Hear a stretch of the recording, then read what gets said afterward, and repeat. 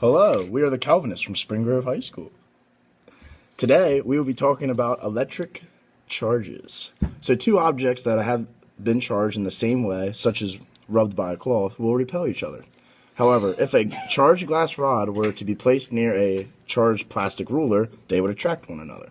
Therefore, the charge on the glass is different from the charge on the plastic. There are two types of electric charge, which are called positive and negative by American scientist Benjamin Franklin. Franklin argued that charge is conserved. That is, when one object acquires a certain charge, and an equal amount of the opposite type of charge is produced on another object. The Earth, because it is so large and is a conductor of electrons, can easily accept and donate electrons. An object that is connected to the Earth is said to be grounded. This leads us into our first example of the Van der Graaf machine.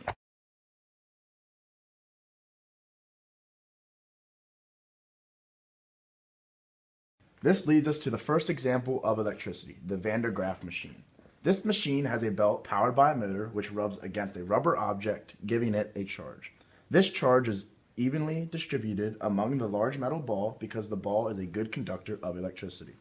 The bulb is connected to the ground, so the electrons flow from the large bulb to the ground. This flow of electrons can often be seen and will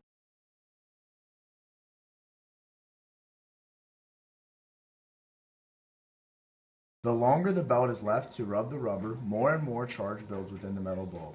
Electrons are then able to jump larger distances because the charge is greater, the electrons have greater energy.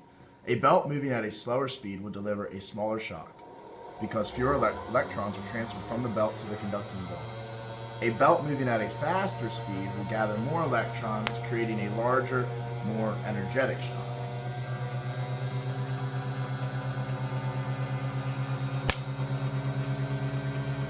Due to the metal pipes running through the ground, the sink faucet is connected to the ground. Electrons on the Van der Graaf machine can move from the metal ball to a string of people connected to the sink. This is the electron's path of the least resistance to the ground, and when they receive enough energy, they will jump to the string of people and to the ground.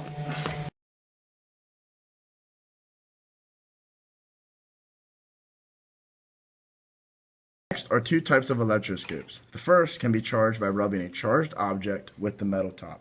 In this case, the charged object is a plastic rod rubbed with fur, which has been charged by stripping electrons. When the electroscope is charged, the individual strings will acquire a charge, and they will repel each other.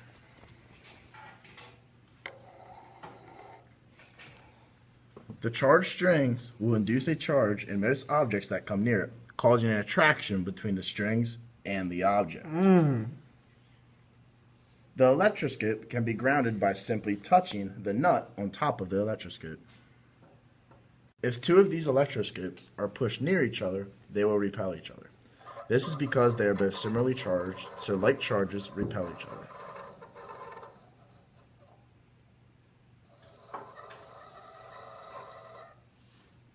The next electroscope has two metal leaves which will separate from each other if they acquire a charge.